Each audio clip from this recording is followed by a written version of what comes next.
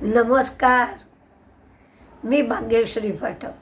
Market आणि मी हा सोप्या मराठीतून शेअर मार्केट समजावून सांगण्याचा माझा एक उपक्रम आहे. काल अमेरिकन मार्केट खूपच 1100 पॉईंटच्या आसपास पडलं होतं. नंतर सावरलं खरं, पण मार्केट पडलं.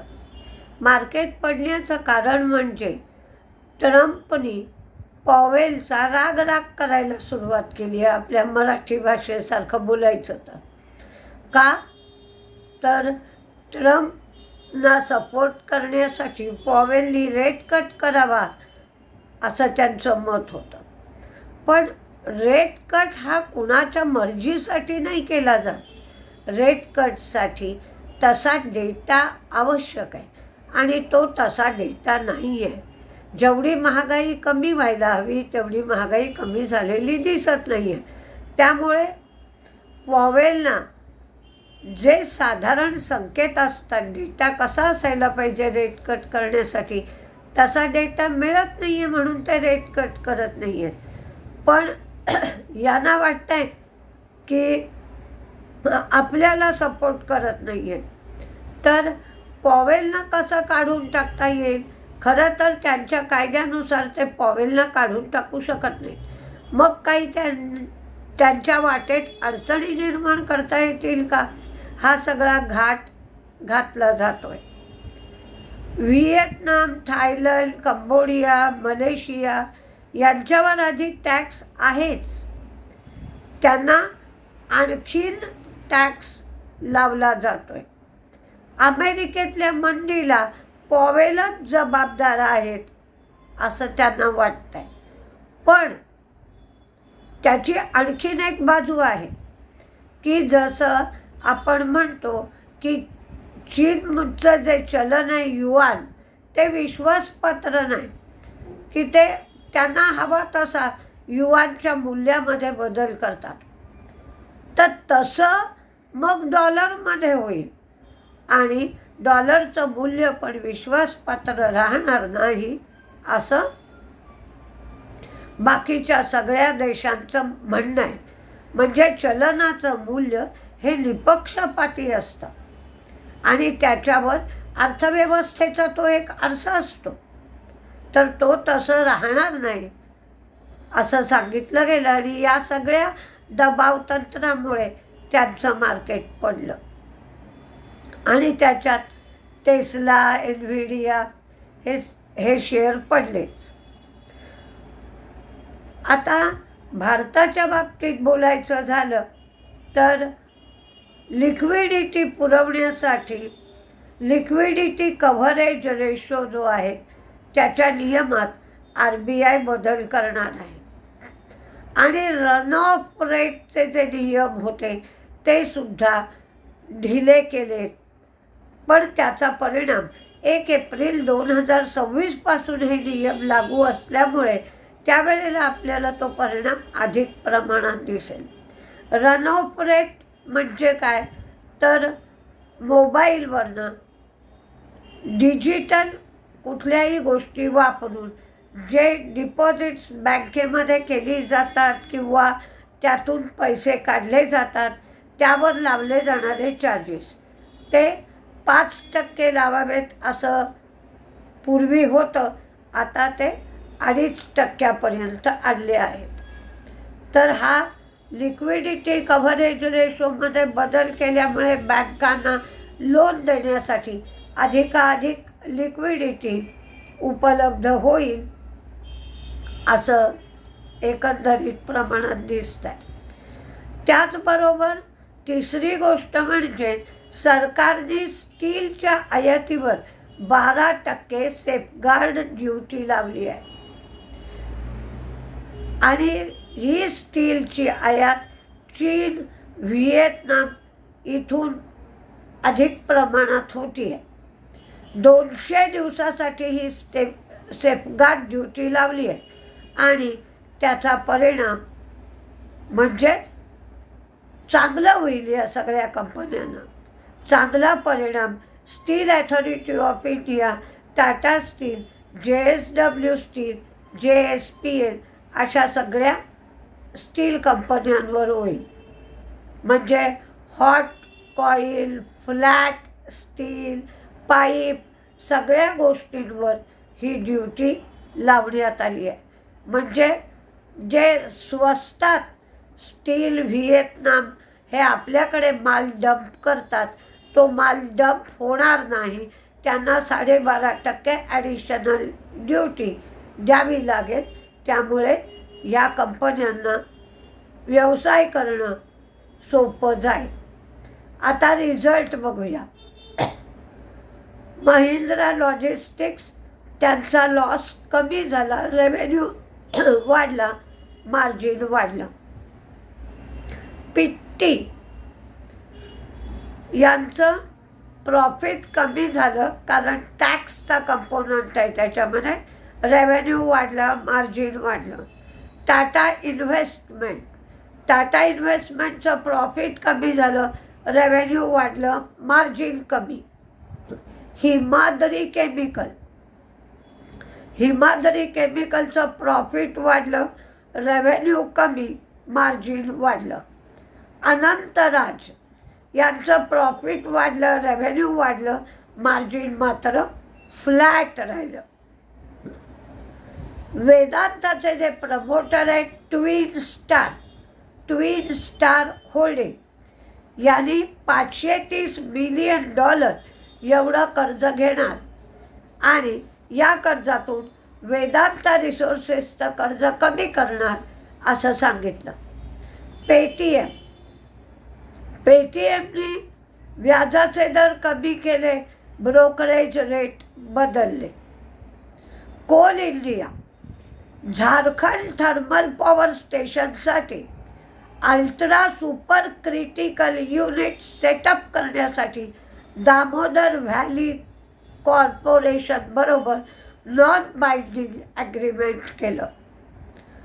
टाटा पॉवर आणि टाटा मोटर्स यांनी एकत्र काम करून 131 मेगावॅट विंड सोलर हायब्रिड प्रोजेक्टसाठी हे दोघंही एकत्र येणार आहे, टाटा पॉवर आणि टाटा मोटर्स. HULनी मॅनिमॅलिस्ट ह्या स्किन केअर ब्रँडचं ॲक्विझिशन 90.5% पूर्ण केलं, 2,706 कोटी. राणे इंजिन हे राणे मद्रासमध्ये त्यांचं मर्जर होणार आहे. त्या मर्जरची रेकॉर्ड डेट 22 एप्रिल ही आहे. गुजरात अल्कली दहेज प्लांटमधून बेन्झाईन क्लोराईडची पहिली कन्साइनमेंट त्यांनी पाठवली. ब्रिगेड बंगलोरच्या प्रोजेक्टसाठी त्यांनी जॉईंट व्हेंचर केलं. हे प्रोजेक्ट 175 कोटीचं आहे. HG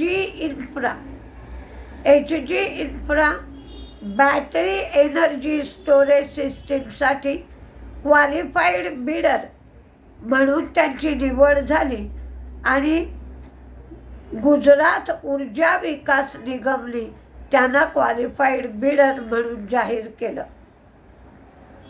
फॉरेन इन्व्हेस्टर्सची खरेदी आहे ती 1,970 कोटीची, तर डोमेस्टिक इन्व्हेस्टरची खरेदी आहे 247 कोटीची. दोघांचीही खरेदी असली तरी लिक्विडिटी ड्राय होती आहे किंवा लिक्विडिटी कमी होती आहे असं एकंदरीत पाहता दिसतंय. क्रूड 66.90 आहे, तर डॉलर इंडेक्स 98.47 एवढा आहे आणि बॉन्ड यील्ड 4.30च्या आसपास होतं. आता आपण कुठले शेअर तेजीत राहतील याचा एक अंदाज घेऊया. जास्ती करून जे तेजीत राहतील असेच शेअर मी दिले आहेत. पहिल्यांदा Himadri chemical Anantraj, Bombay stock exchange, Kotak bank, SRF, TVS motor, ICICI Lombard, federal bank, Lodha, Muthoot finance, MCX, steel authority of India, Jindal stainless, JSW steel, Tata steel, state bank of India, Canara bank. आज कदाचित पब्लिक सेक्टर बँका जास्त चालतील असं वाटतंय, कारण काल परवा प्रायव्हेट बँका चालत होत्या, त्या आता ओव्हरबॉट लेवलला आले, तर पब्लिक सेक्टर बँकांकडे लक्ष द्यावं. CESC, लॉईड इंजिनिअरिंगचा राईट्स इश्यू येतोय. तो 25 रुपयाने राईट्स देणार आहेत. 16 रुपये पाटली पेडसाठी द्यायचे आणि उरलेले ते नंतर मागतील तसे द्यायचे.